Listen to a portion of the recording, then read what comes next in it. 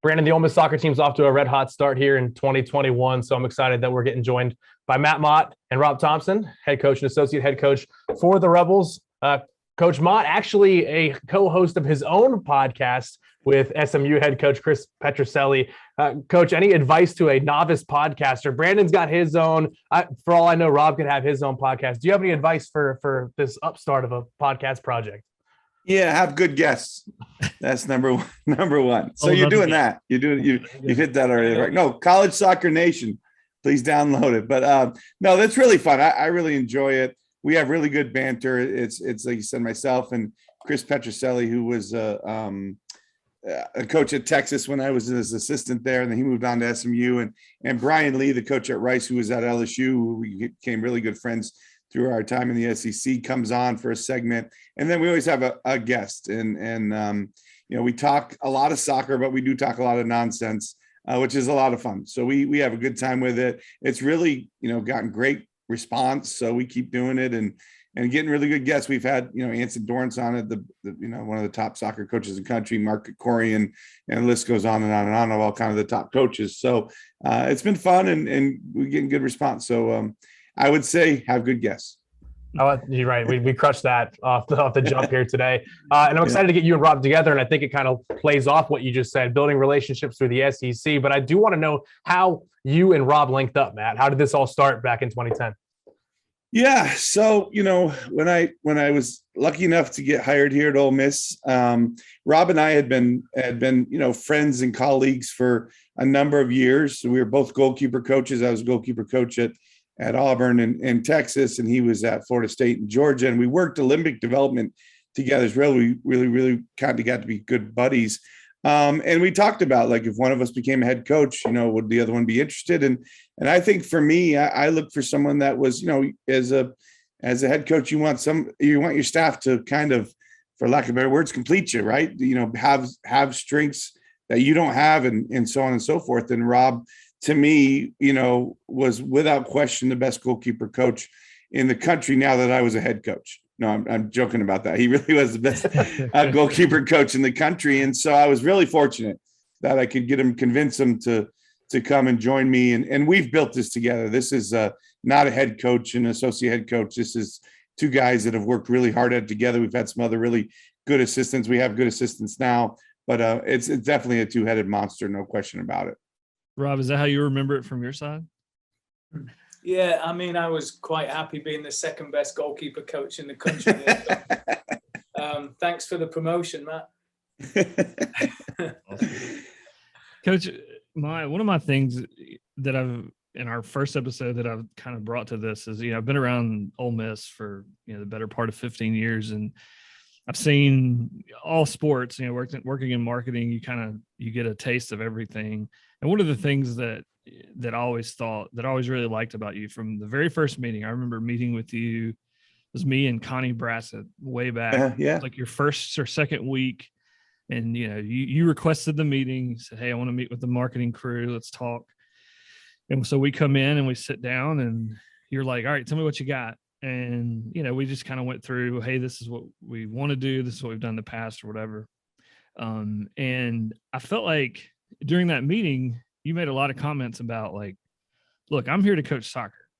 And you kept saying that. And it kind of, and you meant that. And a lot of coaches say that, right? A lot of coaches say, like, oh, I don't care about what happens outside of, I'm here to coach. But then they try to micromanage everything. And I think that's one of the things I've always appreciated about you as a coach, is I feel like you're not that type of coach. You're not there to try to micromanage every situation. Is that something that, where does that come from? Is that something that you kind of learned coming up? Did you learn it from someone, or did you just make that decision like, hey, I'm not going to be that coach? Yeah, it's a good question. Obviously I had two really good mentors that did it completely different. Karen Hoppe at Auburn really had her hands in everything. I don't know if I call her a micromanager, but she had a real strong pulse on everything with the program, whether it was marketing, compliance, you name it.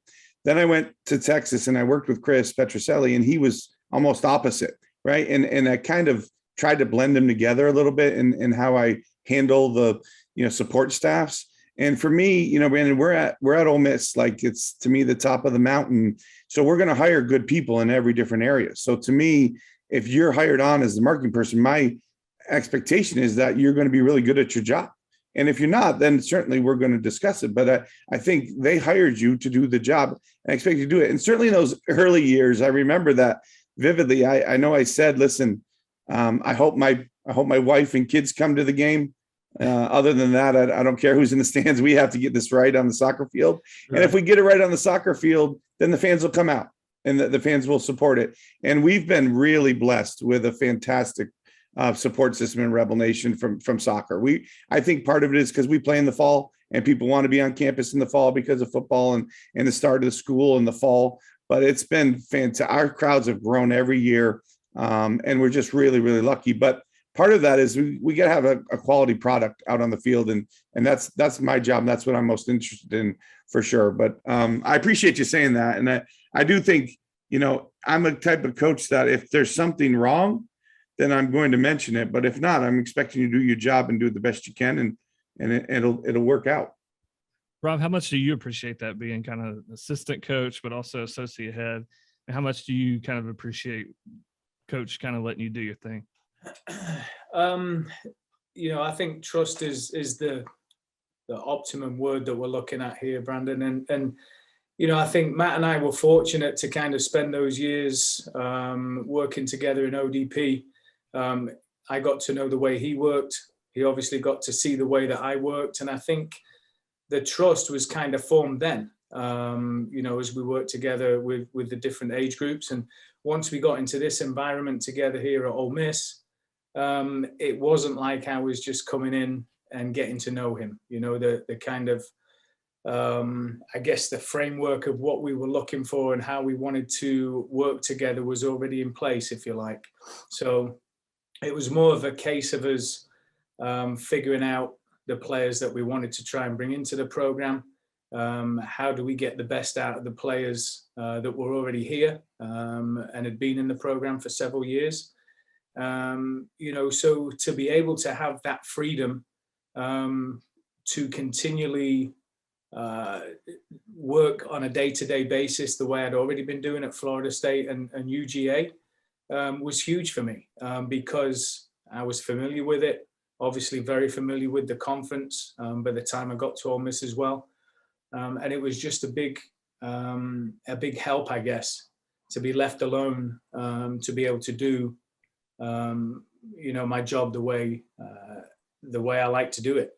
Obviously, Matt liked the way I did it. Otherwise, he wouldn't have brought me in. So, you talk about the players that you wanted to target, and you've had some really stellar keepers since you've been on campus, whether it's Kelly or Marnie and now Ashley Orcus. Rob, to you, what's the makeup of a really strong goalkeeper? There's a lot that goes into it, and it's difficult from a recruiting standpoint because the person getting to know the personality of a goalkeeper. I mean, this goes for any player, don't get me wrong, but getting to know the personality of a goalkeeper is just as important as recognizing the physical and athletic attributes that they're bringing to the table. It's a different position. It's very specialized. It's very individualized, if you like. You're back there by yourself a lot. So I had to do a lot of talking. People like Marnie Merritt and Kelly McCormick love to talk. Ashley Orcus loves to talk. We had great conversations during the recruiting process. And for us, I felt like if there was mutual trust that was kind of developed over those recruiting conversations and certainly on recruiting visits, whether it was the official or the unofficial visit, I think that stands you in good stead when they come on campus and they get into a full-time training environment. It's very interesting because there's been a couple of players, goalkeepers that I had not got to know as well, and they didn't last as long, or it didn't work out from here for whatever reason. But I think and Matt will probably back me up on this with the field players as well that we talk to.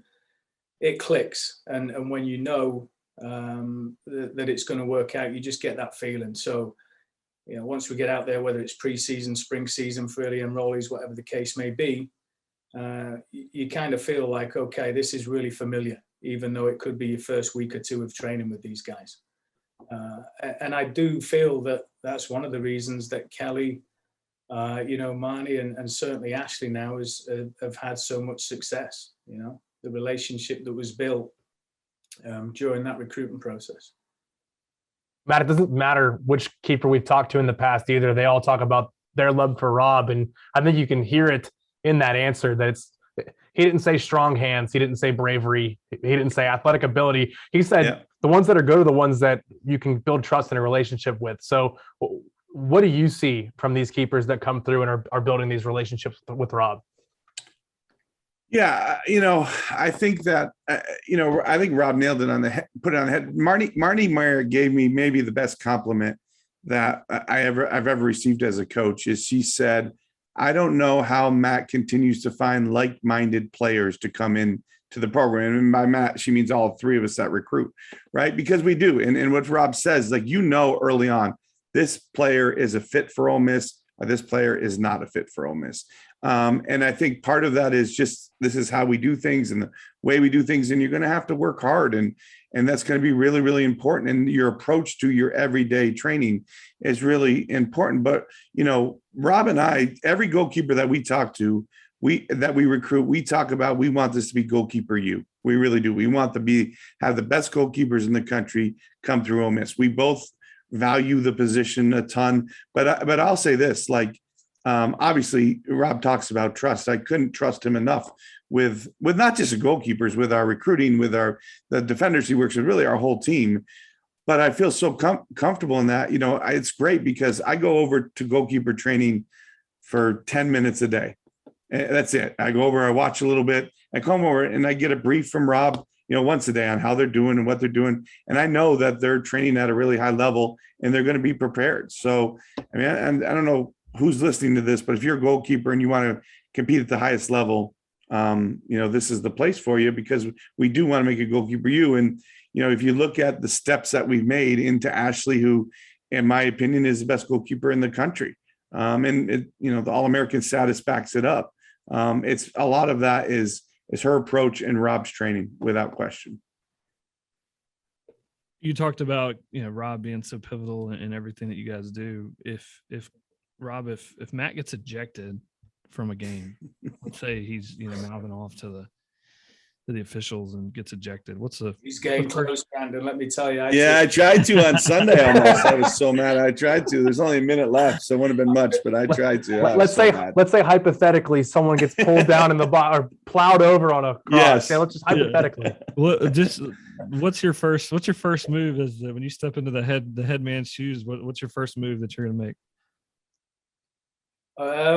Well, first of all, it has to be a seamless transition, if you like. It can't affect the players on the field, that's for sure. Because if it affects them, obviously their mind's going to be on what nonsense is going on the sideline, and that can't be the case. They have to stay focused on the job at hand. And if messages are being delivered, they're just being delivered in a different accent. Other than that, everything stays the same, I would hope. Consistency is key, right? Yeah. So Rob, I get the pleasure, or have had the pleasure of, on our side now with our partnerships team, of working with your wife April, who is was a student athlete at Florida State. Right. And we've had great conversations just about that, her journey and all that.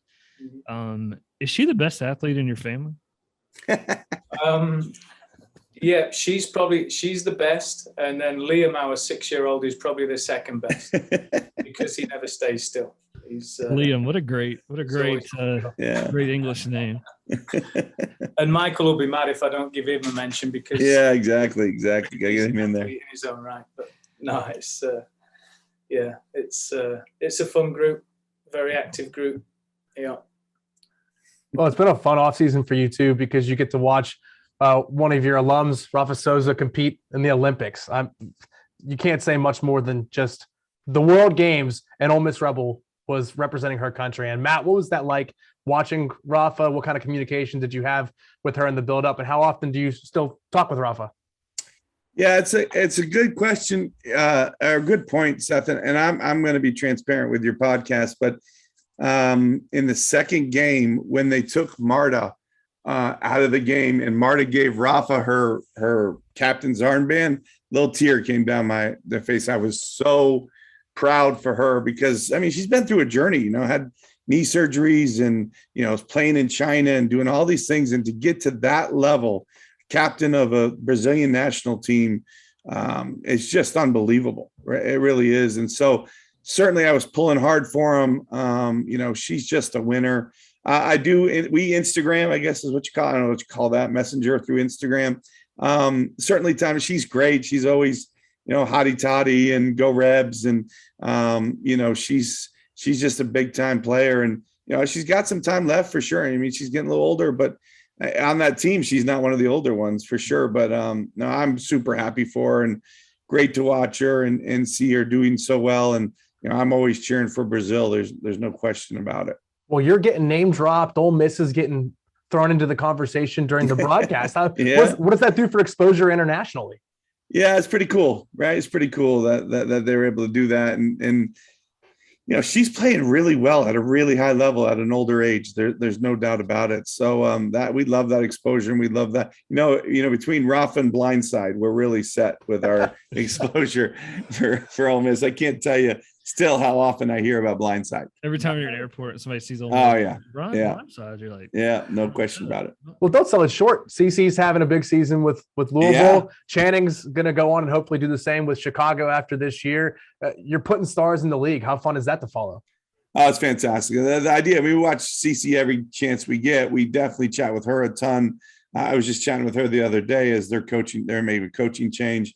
She's playing fantastic. A lot of people wanted her to be, on the player of the month list. She's playing that well and starting every game and doing great. And I know Channing's going to do great too. Channing has that work ethic that we're so lucky she came back with us for this last semester. But no, it's exciting to put those guys. I mean, there's no doubt in my mind in a year from now, Ashley will be headed into a pro level, pro team somewhere. So we're trying to produce pros. And really, hopefully they do well into that next level.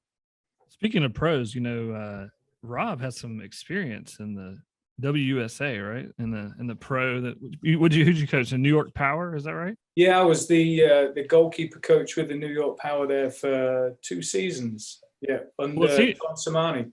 It seems like professional women's soccer is on the rise. Soccer in general, I think in the States certainly is on the rise, but it seems like that over the last few years, I'd say the last 5 to 7 years, it seems like that's becoming more and more popular. How big is that for growing the game of women's soccer? I think it's great in the way that young female players, young girls that are playing now, have female role models to look up to. We just talked about Rafa. Rafa's a prime example of somebody that's playing at the very highest level, domestically playing at the highest level in China. And for young girls to be able to sit and watch these players on TV and aspire to be like them in the future, there's opportunities for them to do that now. Even 6, 7, 8 years ago, they didn't have these opportunities. And I think it's fantastic that the league seems to be stable. One of the things we've seen the last certainly 3 or 4 years is a ton of players graduating from the US college game and going overseas and playing as well. So, it doesn't have to be just in the United States. It can be more or less anywhere in the world right now. And again, that growth that we're continuing to see is just fantastic. Just leads to so many more opportunities. I do think that back in the day, the women's college players kind of had a little different mindset. I'm going to play my 4 years, my 5 years, and then I'm moving on to my career path, whatever that may be. I do think there's a mindset now where, I want to come to a college where I'm going to get better. I'm going to play at a really high level, and I aspire to play professionally once I graduate. And we're certainly hearing that from recruits on a more regular basis now as well. Well, and like you look at the English Premier League with those guys pumping money into the women's program, it's just great, right? It's just great. It's like Rob's saying, anywhere in the world you're finding really good leagues. France has a great league, and Spain has a great league, and so on and so forth. So it's great. But I think the college system is still one of the best training grounds for any players. That's why you see a lot of foreign players coming over here to play, to get themselves ready to play in the pros. So it's great for sure. It's growing like crazy. We were in the office after practice on Saturday morning. We're walking in, and there's the Women's Premier League has got a game going on, and it's Everton against Manchester City. Of course, Manchester City won convincingly. But they're playing of course, Park, which is a world famous Premier League stadium. And now Sky has struck this TV deal with the Women's League to broadcast it all over the world, or so many different countries all over the world. And again, that exposure now that these players are getting is fantastic. And, they had Manchester City had Janine Becky, former Texas Tech player and Canadian international, out there playing. Kadisha Shaw, Bunny Shaw, graduated from Tennessee. She was playing up front for Manchester City. So it just goes to show, that these opportunities are out there for these guys. It's fantastic. I'm glad you brought it up, Rob, because that was going to lead into our next question.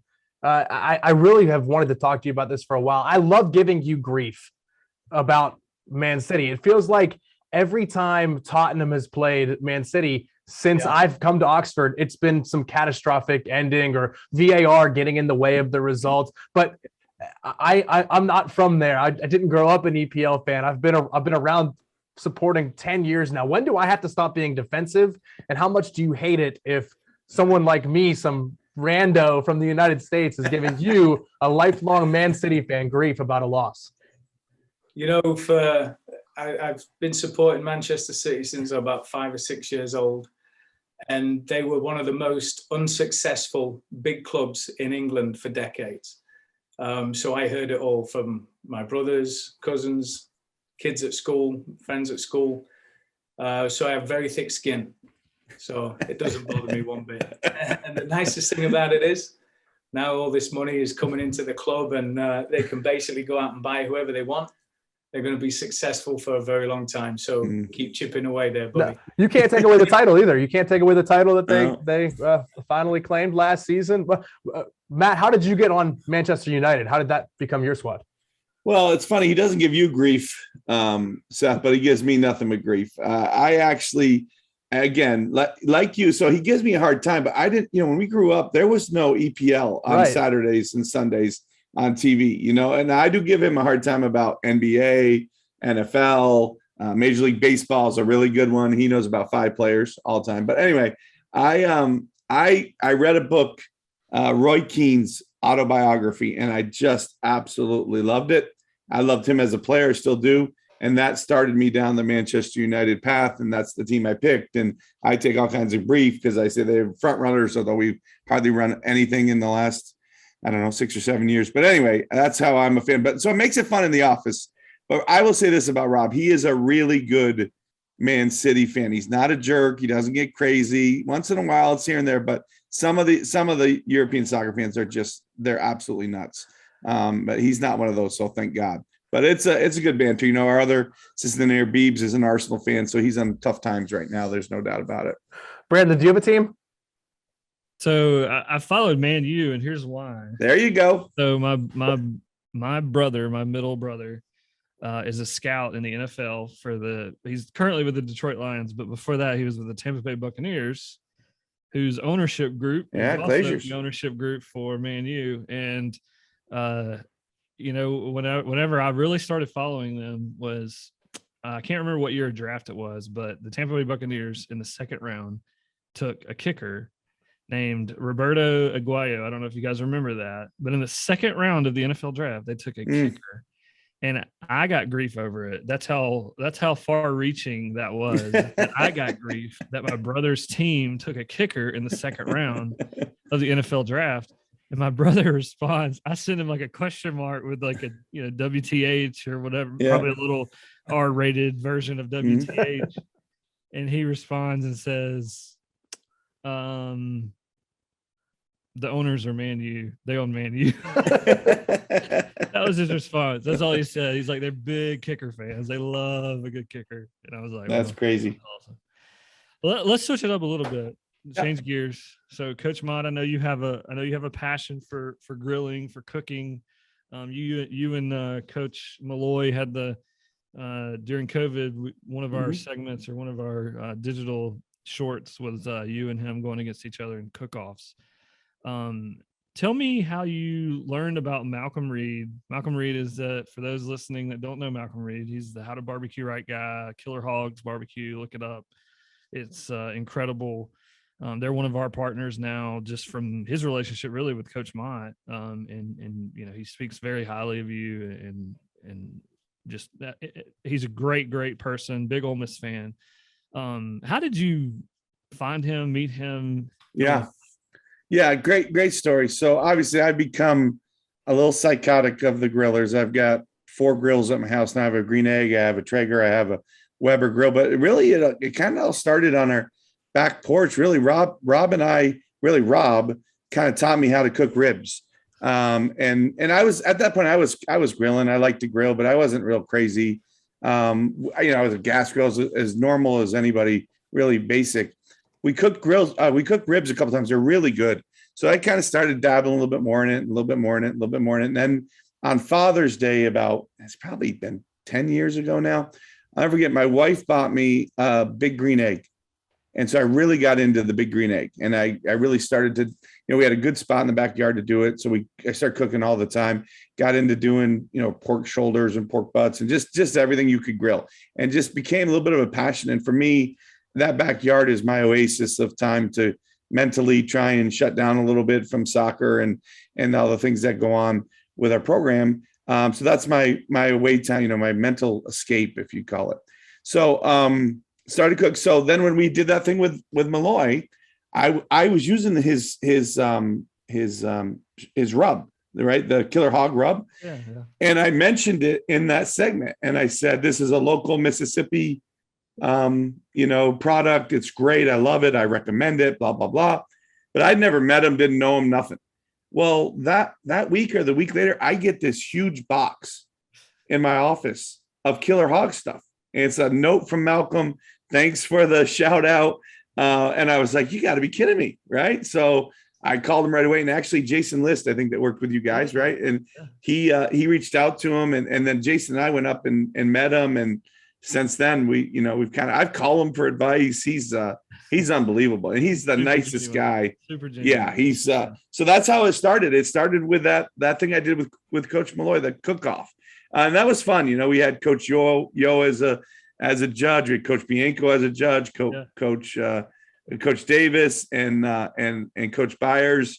It was a ton of fun. And then Corey did me in on the last one. I thought I had it won, and Corey Hankey's went with her golf buddy.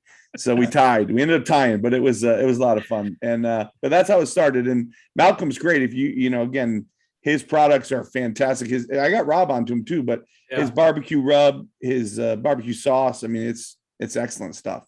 So Rob, he said that you were the rib guy. So tell me, what's your secret? Can you give out just a little bit of maybe what makes the ribs so good? My father-in-law actually taught me how to make them years ago. And, I just got a Weber grill, one of those, it's like $65, $70 Weber grill. Low and slow is the key, keeping an eye on that temperature there. And I just kind of ran with it. And, there was one occasion, I'm not going to lie, where I forgot about the temperature rising and left them. And I came back 2 hours later to a bunch of charcoal ribs that didn't taste very good. Tossed those. So it was really just trial and error, to be honest with you. And then, like Matt said, the one weekend we were like, okay, let's throw some ribs on, and that's awesome. I have a good buddy that all of a sudden he's got a backyard full of different types of grills. That's it. So I have a good buddy that told me the secret to his, and I've just started using his pepper jelly whenever you get ready to wrap. Whenever you get Oh, ready. really? Do some pepper. I go with Malcolm, but I go with parquet butter, honey, a little of the rub, and then wrap them up. And man, they are Yeah, they're perfect. It's fun. The ribs are Yeah. really fun to cook. They are. All right, so continuing on our gear changing here. I mean, I gotta ask, Coach Mott, your golf. What's your lowest round? Lowest round ever. I know My you haven't lowest played as round much ever? lately. You told me you haven't played as much in the last No, year. no. My lowest round. Now, remember, I moved to Orlando when I was 24, and I thought I was going to become a golfer. I'd been playing a lot, and I was like, I was the time I was single. I was dating my wife now, but single. I was the guy at the golf course, Brandon, with the headphones on, putting, spending hours on the putting green and all that kind of stuff. So I got down to about a 2 handicap. Again, age 24, about 100 pounds lighter than I am now. But that was many, many years ago. They say every time you have a child, add 3 to 4 strokes to your handicap. Now I have 3 children. You told me that. You gave me that advice, and that is 1,000% accurate.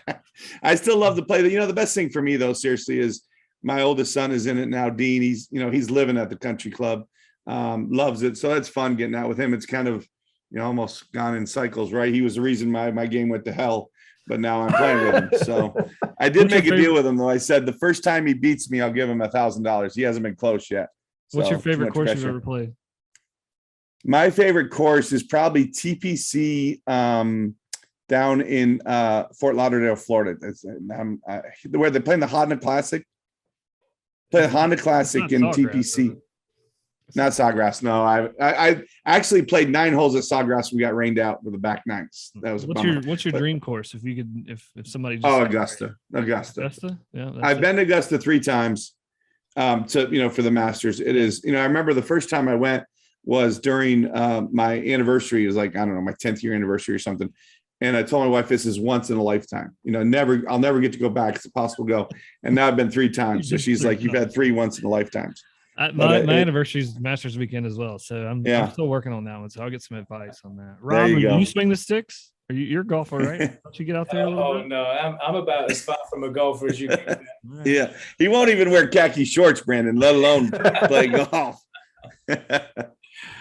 Right. Last thing we got for your Matt actually took me out for a what was supposed to be 18 holes of golf. This was several years ago now. Yeah. And we got to the 3rd hole, and I was already bored with it. Yeah. I remember the story. We had lost in the SEC tournament. We're both angry as we could be. We get back. I go, Rob, come on, you're going golfing with me. And I took him out. Let out some anger. He did hit the ball pretty well, actually, a couple of times, very far. Anyway, his anger. Well, last thing we got for you guys, we'll get back to soccer before we get out of here, is Matt, your team's been pretty honest and accepting of the expectations this year. And the goal is to become a consistently elite program. And it feels like the buy-in is there. But in program building, what do you believe it's going to take for Ole Miss to be one of those consistent programs in the upper class of college soccer? Yeah, the consistency is the biggest key, right? Game in and game out, bringing the same level no matter who we're playing and what we're doing. I think those are the things that we're really working on as a team. But I like this group, Seth. I think they're hardworking group. They understand how we're trying to play and what we're trying to do. We're really utilizing our strengths. So we're making it very difficult for teams to break us down. We're putting a lot of pressure on you to be dangerous. And I like the makeup of the team. And I think that, we're really starting to kind of get it rolling. I think on Sunday we got caught in some tired legs. I got to take some responsibility for that one. And we might have overtrained a little bit with the travel and stuff. So we weren't at our best on Sunday. And even at our best, we still, put ourselves in a good shot to maybe win the game against a very good Sanford team. I think you're going to see a very energized team on Thursday night coming out against the nationally ranked team 2 nationally ranked teams in the game on Thursday. Should be really a lot of excitement. And I think we'll have a big crowd, and I'm excited about playing the Knights for sure. You got Ted Lasso night as well. Yeah, right. Yeah. Yes. So Yeah, do awesome. you guys watch? So Rob, I gotta refer to you on this. Do you watch Ted Lasso, or is it too? No spoilers. My boss, Chris, is a big soccer fan. Like, I mean, he played in college. Like and he's like, he's like, I don't know if I I don't know if I can watch because I don't think it's going to be realistic enough for me to like enjoy it. But he has watched and he said he did like it because it is funny. But he's like the soccer is it's terrible. Yeah. But he's like the actual like storylines and all that are kind of fun. And so I got his take on it. What's your, if you guys watched one, and then if so, then is it just lighthearted? You like it, or you think it's shined a little bit of light on maybe? I'll be honest, football? I haven't watched one episode. What? No. You gotta get you I have watched all episodes, Brandon. I love it. I do too. absolutely it's love great. it. Yeah. Actually, I, it's made me like I've started keeping up with Premier League just because I'm like, nice. I didn't even know, and this is really showing my stupidity. I didn't know about the relegation and all of that until I watched that, and I'm like, well, this is incredible. Wow, Brandon, that's disappointing. I didn't know that. I know, but I'm like, this is cool. They should do that in the NFL. Yeah, Major League exactly. Baseball. I told Your Rob team don't sucks, watch you're it. going to AAA. Yeah, I told Rob don't watch it. He'll be disgusted with the soccer part of it. But it's a really good story. I asked my team today. I said, "Hey, how many of you guys are watching this?" And I would say, I don't know, Rob, 3/4 of them raised their hand. Yeah. And a couple of them said, "Well, we don't watch it because we don't have Apple TV or whatever." TV. But a bunch of them watch it. I think it's good. I enjoy it. It's entertaining. Seth, a lot of my friends say Beebs is a lot like Nate. So I covered my ears for no spoilers. I have not watched an episode yet either. oh, okay. I'm not a Sudeikis guy, and I'm kind of halting getting into it. That's just a me thing. It's good. It is good. It is good. Funny. Well, speaking of entertaining, this has been such a joy. Appreciate both of you guys spending the time here. Fresh off a Sweet 16 appearance, the Ole Miss soccer team looking to get back to the dance and make another run here this year. Guys, again, thank you for your time. Absolutely. Thanks, guys. Appreciate it. No problem. Thanks for having us on, fellas. Thanks, Brandon. Enjoyed it. Thanks, guys. See you guys. That's it.